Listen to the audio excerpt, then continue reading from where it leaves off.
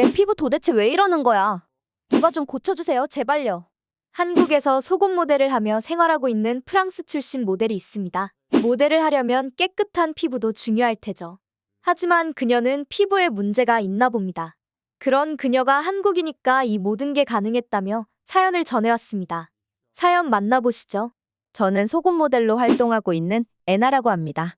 저는 프랑스 시골 마을에서 태어나 그곳에서 학창 시절을 모두 마치고 마을에서 평범한 남자와 만나 결혼할 생각을 가지고 살고 있는 그런 여자였습니다.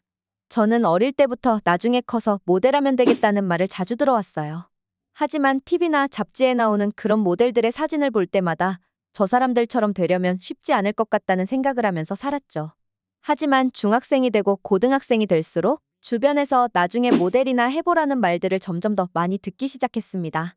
저 역시 모델 일을 하면 멋지고 돈도 많이 벌고 좋겠다고 생각했지만 모델을 하기에는 피부에 불긋한 반점도 많은 편이고 현역으로 모델 활동을 하는 사람들에게는 그래도 무언가 더 있지 않겠냐며 모델이 되는 것에 대한 생각조차 하지 않고 있었죠.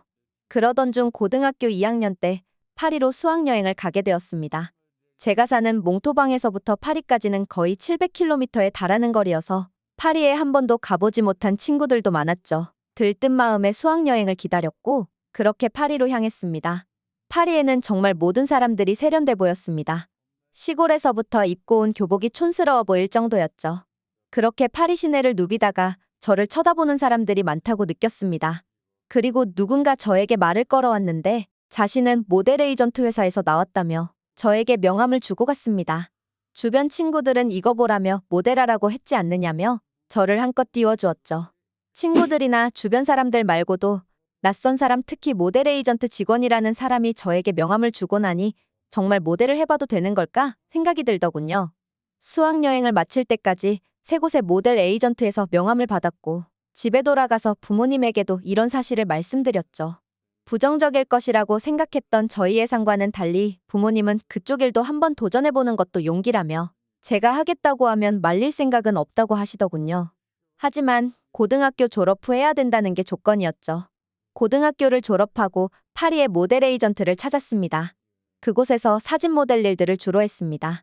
패션쇼의 모델들은 어릴 때부터 다져온 워킹 실력이 저와는 하늘과 땅 차이였거든요. 어릴 때부터 준비했다면 그쪽 일도 할 수 있었을 텐데 그렇지는 못했죠. 그래도 평범한 사진 모델 일을 하는 것도 만족스러웠습니다. 하지만 파리에 와서 생활할수록 종종 생기고 나던 뾰루지 같은 것들이 파리에서는 너무 심해지기 시작했습니다. 사진기사도 촬영 후 피부 보정 작업을 하느라 다른 모델들보다 시간이 많이 들어간다며 불평하시기도 하셨고요.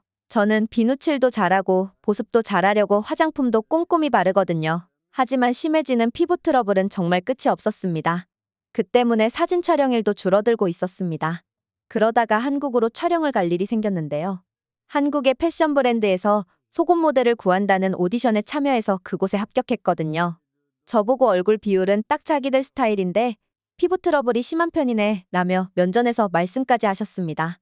그러면서 우리는 뽀샵자라니까 걱정 말라며 한국어로 뽀샵이라고 그런 게 있다고 말씀하시고 나중에 한국에서 보자고 하시고 돌아가셨습니다. 한국 사람들이 나쁜 뜻 없이 직설적인 말들을 한다는 이야기를 듣긴 했지만 정말 그런 이야기를 들으니 제 피부 상태가 모델 일을 지속하기에는 결국 문제가 될 거라는 생각마저 들더군요. 솔직히 좌절스러웠죠. 그나마 고향 시골에서 살 때는 피부가 이 정도까지는 아니었는데 말이죠. 결국 한국에 도착하고 촬영 일정은 여유로웠습니다. 저를 안내해 주시는 한국인 직원은 촬영까지 며칠 시간 있으니까 시차 적응하면서 피부과 다녀오라며 피부과 예약까지 해주셨죠. 제 의뢰인께서 피부과 비용까지 지불해 주신다고 하니 감사하다며 피부과에 가긴 했지만 속으로는 내 피부가 정말 심각한 상태구나 싶어서 이 촬영을 마치고 모델 일을 마칠 생각까지 했습니다. 피부과에 가서 진료를 받는데 일반적인 여드름이라고 하기에는 강한 자극을 받아서 생긴 트러블 같다며 제 생활 패턴에 대해서 이것저것 질문을 하셨습니다. 하지만 의사 선생님도 특별한 원인은 모르겠다며 피지를 조절해주는 약을 처방받고 피부 진정 마사지만 받고 돌아왔습니다. 하지만 이런 것들은 이미 프랑스에서 수없이 해봤던 것들이라 큰 기대하지 않았죠. 그렇게 며칠 쉬면서 촬영을 준비하고 있었습니다. 하지만 이상하게 하루하루 눈에 띄게 불긋불긋한 반점들이 사라져가고 있었습니다. 한국의 피부과에서 처방받은 약이 정말로 묘약인가 싶어서 이 약만 있다면 나도 걱정 안 하면서 모델 일할 텐데 라는 생각이 들었습니다. 바로 그 자리에서 약의 이름과 성분들이 적혀 있던 약봉투를 쓰레기통에서 꺼냈고 거기 써 있는 글자를 번역기로 번역한 뒤 인터넷에서 관련된 자료를 모조리 검색해 봤습니다. 하지만 제가 기대했던 것과는 달리 제가 이미 프랑스에서 많이 먹어봤던 그 약들과 다를 게 없는 약들이었습니다. 하지만 피부는 눈에 띄게 좋아지고 있었습니다. 심지어 한국 도착 후 일주일 뒤에 열린 본 촬영에서는 피부가 완전히 가라앉아 피부 안 좋다는 소리를 듣지 않아도 되었거든요. 한국의 여기저기를 돌아다니며 일주일간의 촬영을 마치고 프랑스로 돌아왔습니다. 제 피부는 누가 봐도 너무나 깨끗해져 있었고 너무나 다른 사람이 되어 있었죠. 모델 에이전트 회사에 방문했더니 다들 어떻게 된 거냐며 놀라기 바빴죠. 저는 너무 기분이 좋았습니다. 제 피부가 이제는 이 일을 지속하기에 문제가 없어졌고 앞으로 열심히 해야겠다는 생각만 들었습니다. 그렇게 파리에서 휴식을 취하며 피부 관리에 더 힘쓰고 있었죠. 하지만 이게 웬걸? 다시 피부가 나빠지기 시작했습니다. 다시 그 전에 불긋한 상태로 돌아가는데 일주일이 걸리지 않았습니다. 정말 좌절스러웠습니다. 너무나 실망스러웠고요. 당장 다니던 피부과에 찾아가서 그동안에 있었던 일을 의사 선생님께 말씀드렸습니다. 의사 선생님께서는 설마 그것 때문인가 라고 짤막하게 말씀을 남기고서는 저한테 시약 테스트를 해보겠다며 제 안쪽 팔에 그 시약을 한 방울 떨어뜨리고서는 그 위에 밴드를 붙여주셨습니다. 10분 정도 지나서 그 밴드를 떼보니 그 부분이 아주 빨갛고 따끔거리기까지 했습니다. 의사 선생님께서는 제가 석회수에 굉장히 민감한 피부를 가졌다고 말씀하시더군요. 그렇게 된다면 설명이 가능했습니다. 제가 사는 시골 고향 마을은 석회수이긴 하지만 파리보다는 훨씬 옅은 농도의 석회질이었고 파리는 석회질이 아주 많거든요. 그리고 한국은 석회질 0%의 물이기 때문에 그게 원인인 것 같다며 설명을 해주셨죠. 석회수밖에 없는 나라에서 태어났는데 석회수에 예민한 피부라니. 거의 저주라고 생각이 들더군요. 그리고 이제는 그 석회수가 마치 저한테는 독극물같이 느껴졌습니다. 모델 일을 계속하기 위해서는 석회수 필터로 한번 걸은 물을 24시간 정도 물을 고여놓고 가라앉은 석회수를 피해서 조심히 물을 떠 그물로 씻고 샤워해야 하는 패턴으로 살아야 했습니다. 계속 이렇게 살 수는 없을 것 같았습니다.